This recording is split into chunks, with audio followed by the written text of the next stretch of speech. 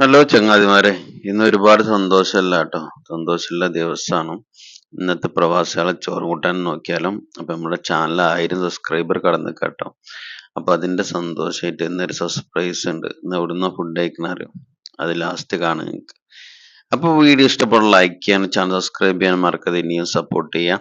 അപ്പൊ ഇന്ന് നെയ്ച്ചോറായിട്ട് സന്തോഷമുള്ള ദിവസമല്ല, സന്തോഷം നെയ്ച്ചോറും ബീഫും കൂട്ടിയിട്ട് അച്ചാറും ഉണ്ട്. മാങ്ങ അച്ചാറും മാങ്ങി ഇഞ്ചിയും പാടെ കൂട്ടി. ബീഫ് നന്നായിട്ട് വെന്ത് ഉടഞ്ഞേക്കണ അറിയില്ല. ഉടഞ്ഞു പറഞ്ഞാൽ അത്യാവശ്യം ഉടഞ്ഞു. നല്ല ബീഫാട്ടോ. ചെറുതായിട്ട് ഉരുളക്കിഴങ്ങ് കിട്ടും, കുറച്ച് കറി ഇത് കിട്ടാം. അപ്പൊ അതാണ് ഇന്നത്തെ സംഭവം. ചോറും കൂട്ടാനും കിട്ടും.